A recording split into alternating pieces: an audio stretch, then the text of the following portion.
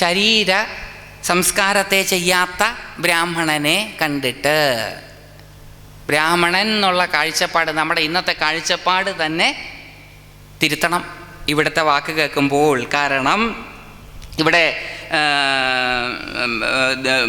കഞ്ചിത് ദ്വിജം, ഒരു ദ്വിജൻ എങ്ങനെയുള്ളതാണ്?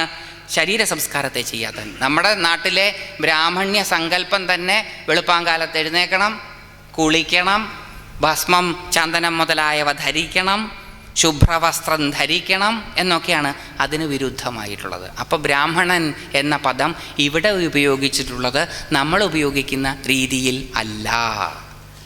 വിദ്വാനായവൻ, അറിവുള്ളവൻ, പ്രചോദിത ബുദ്ധിയുള്ളവൻ. 4 വർണ്ണങ്ങൾ 4 തരക്കാരെ ഉദ്ദേശിച്ച ഇൻ്റലിജൻ്റ് ആയിട്ടുള്ള, പ്രചോദിതമായിട്ടുള്ള ഇൻ്റലിജൻസ് ഉള്ളവർ ബ്രാഹ്മണർ, അഡ്മിനിസ്ട്രേറ്റീവ് സ്കില്ലുകളുള്ളവർ ക്ഷത്രിയർ, ബിസിനസ് ചെയ്യുന്നവർ വൈശ്യർ, സർവീസ് ഓറിയൻറ്റഡ് ആയിട്ടുള്ള ആൾക്കാർ ശൂദ്രർ. അതാണ് 4 ക്ലാസിഫിക്കേഷൻ. അതിൽ ഇൻ്റലിജൻഷ്യയിൽ പെടും നമ്മുടെ ഈ അവധൂതൻ. അല്ലാതെ ജാതി ബ്രാഹ്മണനല്ല. കാരണം ജാതി ബ്രാഹ്മണനായിരുന്നുവെങ്കിൽ കുളിക്കാതെ, ശരീരബോധമില്ലാതെ, സന്ധ്യാവന്തനമില്ലാതെ നടന്ന കൂട്ടത്തിൽ കൂട്ടില്ല. ഒരു നേരം സന്ധ്യാവന്തനം മുടക്കിയാൽ പ്രായശ്ചിത്തം ചെയ്യാതെ നിത്യസന്ധ്യാവന്തനം ചെയ്യുന്നയാൾ അയാളെ തൊടുകയില്ല, തൊട്ടാൽ കുളിക്കണം, അശുദ്ധമാകും. ഒരു നേരത്തെ സന്ധ്യാവന്തനം മുടക്കിയാൽ പ്രായശ്ചിത്ത സഹിതം അത് ആവർത്തിച്ചിട്ട് മാത്രമേ പിന്നത്തെ സന്ധ്യ ചെയ്യാൻ പറ്റുള്ളൂ. 6 മാസം സന്ധ്യാവന്തനം മുടക്കിയാൽ അയാൾ ശൂദ്രനായിത്തീരും, പുനരുപനയനം വേണം. അപ്പം നമ്മുടെ അവധൂതൻ നമ്മൾ ഉദ്ദേശിക്കുന്ന ബ്രാഹ്മണനല്ല, മറിച്ച് മഹർഷീശ്വരന്മാരാ വാക്കുകൊണ്ട് എന്താണോ ഉദ്ദേശിച്ചിട്ടുള്ളത് അതാണ്. ഇതൊക്കെ ഭാഗവതകാരൻ പറയുന്നതാണേ, ഞാൻ പറയുന്നതല്ല. ഞാനിതിൽ നിന്ന് അനുമാനിക്കുന്നതാണ്, പ്രത്യക്ഷത്തിലൂടെ അനുമാനിക്കുന്നതാണ്. നിരീക്ഷിച്ചിട്ട് ധർമ്മജ്ഞനായ യദു ചോദിച്ചു, ഇയാളെ കണ്ടപ്പോൾ എന്തെങ്കിലും ഒന്ന് ചോദിക്കാമെന്ന് തോന്നി. അങ്ങനെ തോന്നും ചിലരെ കണ്ടാൽ നമുക്ക് തോന്നും ഒന്ന് അനുഗ്രഹം വാങ്ങിക്കാമെന്ന്. ചിലരെ കണ്ടാൽ തോന്നും എന്തെങ്കിലും നമ്മുടെ ജീവിതത്തിലെ പ്രയാസം പറയാമെന്ന്. കണ്ടാൽ തോന്നും പറഞ്ഞറിയിക്കേണ്ട ഫ്ലക്സും ബോർഡും ഒന്നും വെക്കണ്ട, ഇവിടെ വന്നോളൂ സകല പ്രശ്നങ്ങളും പരിഹരിച്ച് തരാം എന്ന് ബോർഡൊന്നും വെക്കണ്ട. കണ്ടാൽ തോന്നും, ചിലരെ കണ്ടാൽ തോന്നും ഇയാളോട് സംസാരിച്ച് എനിക്ക് സമാധാനം കിട്ടുന്നു. കണ്ടാൽ തോന്നാത്തത് പിന്നെ കൊണ്ടാലറിയും, പോയി കഴിയുമ്പോൾ അറിയും വിവരം. അതുകൊണ്ട് ഇതൊക്കെ നമ്മുടെ മഹർഷിമാർ പറഞ്ഞിട്ടുണ്ട്. കണ്ടപ്പം യദുവിന് തോന്നി, യദു ചെന്ന് ചോദിച്ചു. യദുർവാച, യദു ചോദിച്ചു, കുതോ ബുദ്ധിരിയം ബ്രഹ്മൻ അകർത്തു സുവിശാരദ യാമാസാദ്യ ഭവാം ലോകേ വിദ്വാംശ്ചരതി ബാലവത്. ബ്രഹ്മജ്ഞാനിയായുള്ളവേ, ബ്രഹ്മജ്ഞാനിയായിട്ടുള്ള ആളാന്ന് മനസ്സിലായി പ്രവർത്തിന്നേ. കർത്തൃത്വ ബുദ്ധിയില്ലാതെ അങ്ങയുടെ ഏറ്റവും നിർമ്മലമായ ഈ ബുദ്ധി എവിടെ നിന്നുണ്ടായി? യാതൊന്നിനെ പ്രാപിച്ചിട്ട് അറിവുള്ളവനെങ്കിലും അങ്ങ് കുട്ടിയെപ്പോലെ നടക്കുന്നു. എനിക്കും കൂടി ഒന്ന് പറഞ്ഞു തന്നാൽ ഞാനും അതുപോലെ ആയിക്കോളാം എന്നതിൻ്റെ അർത്ഥം. കാരണം അങ്ങേ കണ്ടപ്പം അങ്ങ് ബ്രഹ്മവിത്ത് ആണ് എന്ന് മനസ്സിലായി പ്രവർത്തിന്ന്. അതുമാത്രമല്ല, അങ്ങേക്ക് യാതൊരു കർത്തൃത്വ ബുദ്ധിയില്ല, ഞാൻ എന്നുള്ളൊരു ബോധമില്ല. നമുക്കും അത് പലപ്പോഴും ഉണ്ടാവാറില്ല. നമ്മൾ നമ്മുടെ ഇഷ്ടകർമ്മങ്ങൾ ചെയ്യുന്നതിൽ മുഴുകിയിരിക്കുന്ന സമയത്ത് നമുക്ക് ആർക്കും ഞാൻ എന്നുള്ള ബോധം ഉണ്ടാവാറ് പതിവില്ല. നല്ലൊരു സിനിമ കണ്ടുകൊണ്ടിരിക്കുമ്പം ഞാനില്ല, നല്ലൊരു പാട്ട് കേട്ടുകൊണ്ടിരിക്കുമ്പോൾ ഞാനില്ല, നല്ലൊരു ആഹാരം കഴിച്ചുകൊണ്ടിരിക്കുമ്പോൾ ഞാനില്ല. ഞാൻ പിന്നെ എപ്പോഴാണ് വരുന്നത്? ആഫ്റ്റർ ദി ആക്ഷൻ, ചെയ്ത് കഴിയുമ്പോഴാണ് ചെയ്തവൻ വരുന്നത്. ഞാൻ ചെയ്തു, ഞാൻ കേട്ടു, ഞാൻ കണ്ടു. പ്രവൃത്തിയിൽ ലീനനായിരിക്കുന്ന ഒരാൾക്ക് ഞാനില്ല. ഇദ്ദേഹം സദാ ഇഷ്ടപ്രവൃത്തിയിൽ ലീനനായിരിക്കുന്നത് കൊണ്ട് അദ്ദേഹത്തിന് തെല്ലുമേ അഹംബോധം ഇല്ല. പ്രവൃത്തി എന്നത് മനസ്സിലായി. നമ്മളെ മറന്നു പാട്ടു കേൾക്കുകയാണ് എന്ന് ആസ്വദിച്ച് പാട്ടു കേൾക്കുന്നത് കണ്ടാൽ മറ്റുള്ളവർക്ക് മനസ്സിലാവും. എല്ലാം മറന്നിരിക്കുകയാണെന്ന് മനസ്സിലായിട്ടോ എന്ന് നമ്മൾ പറഞ്ഞിട്ടുണ്ടത്. അതേപോലെയാണ് ഇവിടെ യദു രാജാവിന് മനസ്സിലാവുന്നത്. കർത്തൃത്വ ബുദ്ധിയില്ലാതെയാണ്, ഞാൻ എന്നുള്ള ബുദ്ധിയില്ലാതെ, ബോധമില്ലാതെയാണ് ഇദ്ദേഹം പെരുമാറുന്നത്. ഈ ബുദ്ധി എവിടെ നിന്നുണ്ടായി ഒന്ന് പറഞ്ഞു തന്നാൽ എനിക്കും കൂടെ ഉണ്ടാക്കായിരുന്നു. ഏത് ഗുരുവിൻ്റെ അടുത്തു നിന്നാണ് ഇത് കിട്ടിയത്? എന്നാൽ പിന്നെ ഞാനും അവിടെ പോകാമായിരുന്നു. ഏത് മന്ത്രം ജപിച്ചപ്പോഴാണ് ഇതുണ്ടായതെന്നാൽ പിന്നെ ഞാനും ആ മന്ത്രം ജപിക്കാമായിരുന്നു. അങ്ങനെ നമ്മുടെ ചിന്ത. ഒരാൾക്കൊരു നന്മയുണ്ടായ ഉടൻ നമ്മൾ ചോദിക്കുക എങ്ങനെ കിട്ടിയത്, ഇത് അവിടുന്ന് കിട്ടിയത്, എന്നാൽ പിന്നെ അവിടേക്ക് പോയി. പിന്നെ അവിടെ തിരക്കായിരിക്കും ആ സ്ഥലത്ത്. അങ്ങനെയാണ് യദുവും. യാതൊരു സംശയവും നമ്മളെപ്പോലെ തന്നെ ചോദിക്കുകയാണ്, എവിടുന്ന് കിട്ടി, എവിടുന്നുണ്ടായി? യാതൊന്നിനെ പ്രാപിച്ചിട്ടാണോ ഭവാൻ അറിവുള്ളവനെങ്കിലും കുട്ടിയെപ്പോലെ നടക്കുന്നത്? അതിനെനിക്ക് പറഞ്ഞു തന്നാലും. അങ്ങ് ബാലവത് സന്തോഷത്തോടു കൂടിയാണ് നടക്കുന്നത്, വളരെ സന്തോഷത്തോടു കൂടിയാണ് അങ്ങ് നടക്കുന്നത്. അങ്ങനെ വിദ്വാനാണ് താനും. സാധാരണ വിവരവും ബാലത്വവും ഒരുമിച്ച് പോവുകയല്ല. അതിനൊക്കെ നമ്മുടെ ജീവിതം നോക്കിയാൽ പോരെ. അത്യാവശ്യം വിവരമുണ്ടെന്നാണ് നമ്മുടെ ധാരണ. കുട്ടികളെ പോലെയാണോ നമ്മൾ? അല്ല. അവധൂതന് വിവരമുണ്ട്, കുട്ടികളെ പോലെയുമാണ്.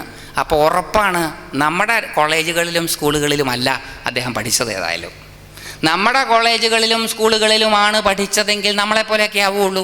അപ്പോൾ വേറെ ഏതോ പഠിപ്പാണ് അദ്ദേഹത്തിനുള്ളത്. വിദ്വാനാണ്, പക്ഷെ ബാലവത്താണ്, കുട്ടികളെ പോലെയാണ്, നിഷ്കളങ്കനാണ്, നിഷ്കപടനാണ്, കർത്തൃത്വബോധമില്ലാത്തവനാണ്, സദാ സന്തോഷവാനും ആണ്. അതുകൊണ്ടാണ് ബാലവത്ത് എന്ന് പറഞ്ഞത്. കുട്ടികളെപ്പോഴും സന്തോഷിച്ചായിരിക്കുക, സദാ സന്തോഷവാനാണ്. എവിടുന്നാണ് അങ്ങേക്ക് ഇത് കിട്ടിയത് എന്ന് പറഞ്ഞാൽ എനിക്കും കൂടി അത് വേണം. ഈ അവധൂതൻ വാസ്തവത്തിൽ ദത്താത്രേയ മഹർഷിയാണ്. ദത്താത്രേയ മഹർഷിയാണ് മഹാഭാഗവതത്തിലെ ഏകാദശ സ്കന്ധത്തിലെ അവധൂതൻ. ഈ ദത്താത്രേയ മഹർഷി ഉണ്ടായ ഒരു കഥയുണ്ട്. അനസൂയ ദേവിയാണ് ദത്താത്രേയൻ്റെ ഉൽപ്പത്തിക്ക് കാരണമായത്. ഒരിക്കൽ ബ്രഹ്മാവിഷ്ണു മഹേശ്വരന്മാർക്ക് അനസൂയയുടെ പാതിവ്രത്യം ഒന്ന് പരീക്ഷിക്കണം എന്ന് തോന്നി. ആവശ്യമില്ലാത്തതൊക്കെ അവർക്കും നമ്മളെപ്പോലെ തോന്നാറുണ്ട്. പക്ഷെ അവർക്ക് തോന്നിയാൽ എല്ലാം ലോകോപകാരാർത്ഥമാണ്, നമുക്ക് തോന്നിയാലൊക്കെ വിനാശകരമാണെന്നുള്ള ഒറ്റ വ്യത്യാസമേ ഉള്ളൂ. അങ്ങനെ ബ്രഹ്മാവിഷ്ണു മഹേശ്വരന്മാർ ഇറങ്ങി പുറപ്പെട്ടു. എന്തിന്? അത്രി മഹർഷിയുടെ ഭാര്യയുടെ പാതിവ്രത്യം പരിശോധിക്കാനേ. ഇന്നത്തെ കാലത്ത് വല്ലതും ആണെങ്കിൽ പീഡനത്തിനകത്തായി പോയാനേ. അന്ന് അവിടെ ചെന്നു. അത്രി ഇല്ലാത്ത സമയത്ത് വീട്ടിൽ ചെന്നു. വീട്ടിൽ ചെന്ന് കഴിഞ്ഞിട്ട് ഭവതി ഭിക്ഷാം ദേഹി എന്ന് വിളിച്ചു പറഞ്ഞു. അമ്മേ ഭിക്ഷ തരണേന്ന്. അമ്മമാരോടാണ് ഭിക്ഷ ചോദിക്കുക. താത ഭിക്ഷാം ദേഹി എന്ന് പറയാറില്ല, അച്ഛാ ഭിക്ഷ തരണേന്ന് പറയാറില്ല. അമ്മയാ ഭിക്ഷ തരിക. അമ്മ തന്ന ഭിക്ഷ മാത്രമാണ് അച്ഛനും. അച്ഛനെ പറ്റിയുള്ള നമ്മുടെ ഓരോ അഭിമാനപുരസരമായ ഓർമ്മകളൊക്കെ അമ്മ തന്ന ഭിക്ഷ മാത്രമാണ്. ലോകത്തിൻ്റെ നെടും തൂണ് അമ്മയാണ്. അമ്മ തരുന്ന സംസ്കാരമാണ് നമ്മുടെ ആർജിത സംസ്കാരം, നമ്മുടെ ജന്മസംസ്കാരം. ബാക്കിയെല്ലാം ആർജിത സംസ്കാരമാണ്. അതുകൊണ്ട് സംസ്കാരത്തെ നിലനിർത്തുന്ന സംസ്കാരത്തിൻ്റെ നെടും തൂണിനോടാണ് എപ്പോഴും ചെന്ന് അഭ്യർത്ഥിക്കുക, അമ്മേ ഭിക്ഷ തരണേ. അപ്പോൾ അമ്മമാർ ഭിക്ഷ കൊടുക്കാനും തയ്യാറാണ്. കാലം വേറെയായിരുന്നു, അതുകൊണ്ട് വേറൊന്നും ആലോചിക്കാനില്ല.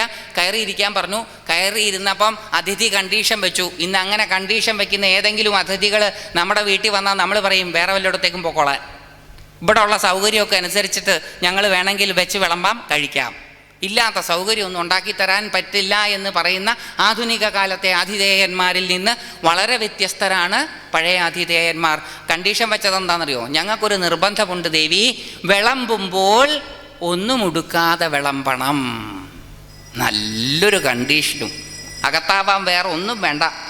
ഏതായാലും ജനാധിപത്യം എന്ന പുരോഗമനാശയത്തിൻ്റെ നിഴലിൽ ജീവിക്കേണ്ടുന്ന ഗതികേട് അവർക്കുണ്ടാകാത്തത് കൊണ്ട് രക്ഷപ്പെട്ടു. ഗതികേടാണ് എന്ന് പറയാൻ കാരണം കേരളത്തിലുടനീളം ഒന്ന് സഞ്ചരിച്ചാൽ ജനാധിപത്യത്തിൻ്റെ ഗതികേട് മനസ്സിലാകും. നല്ല ഗതികേട് തന്നെ, ഗതിക്ക് കേടാ. ഈ നാട്ടിൽ ആര് ഭരിച്ചാലും ശരി ജനാധിപത്യേ, അതിൻ്റെ ഉഗ്രത മനസ്സിലാകണമെങ്കിൽ ഒന്ന് സഞ്ചരിച്ചാൽ മതി. പക്ഷേ നല്ല കാലത്തിന് അന്ന് ഈ പുരോഗമന ആശയങ്ങളൊന്നും ഇല്ലാതിരുന്നത് കൊണ്ട് ബ്രഹ്മാവിഷ്ണു മഹേശ്വരന്മാരകത്തായില്ല. ആതിഥേയായ ദേവിക്ക് അവരുടെ ഇംഗിതമനുസരിച്ച് ചെയ്യുവാൻ ബാധ്യതയും ഉണ്ടായി. അപ്പോൾ എന്തു ചെയ്യും? അതിഥിയെ പിണക്കി വിട്ടാൽ അതിഥി ശാപം കിട്ടും. ദേവന്മാരാണ് അതിഥികൾ. അപ്പോൾ എന്തു ചെയ്യും? ആലോചിച്ചു. ദേവി പ്രാർത്ഥിച്ചു. പതിവ്രതാരത്നമായ ദേവിയുടെ പ്രാർത്ഥന പരമ്പൊരുളു കേട്ടു. ഈ 3 പേരെയും കൊച്ചു കുഞ്ഞുങ്ങളാക്കി മാറ്റി. ഈ കൊച്ചു കുഞ്ഞുങ്ങളായിട്ടുള്ള ബ്രഹ്മാവിഷ്ണു രുദ്രന്മാരുടെ മുമ്പിൽ ദേവി ഒന്നും ഉടുക്കാതെ ചോറ് വിളമ്പി.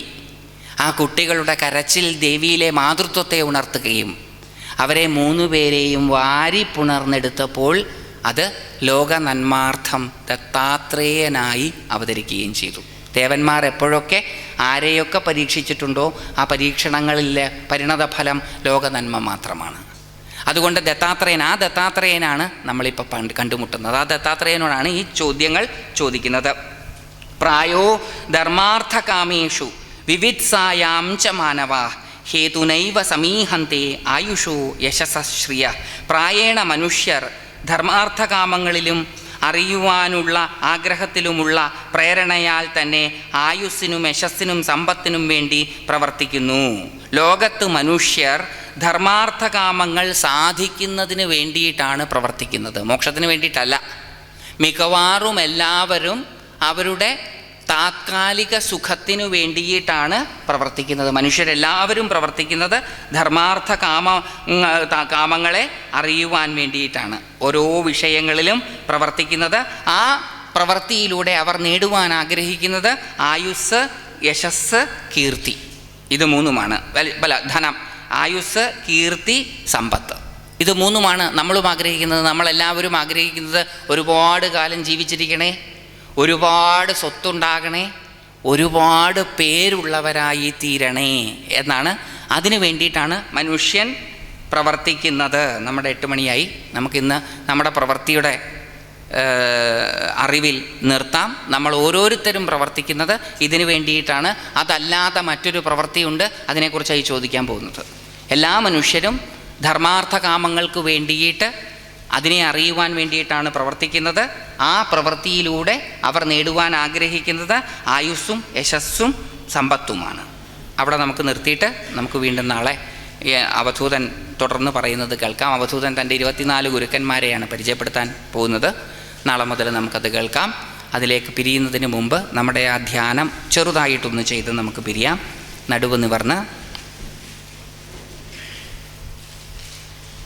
കണ്ണുകളടച്ച് ദീർഘമായി നിശ്ചലമായി നിശബ്ദമായി 3 പ്രാവശ്യം ശ്വാസോച്ഛ്വാസം ചെയ്ത്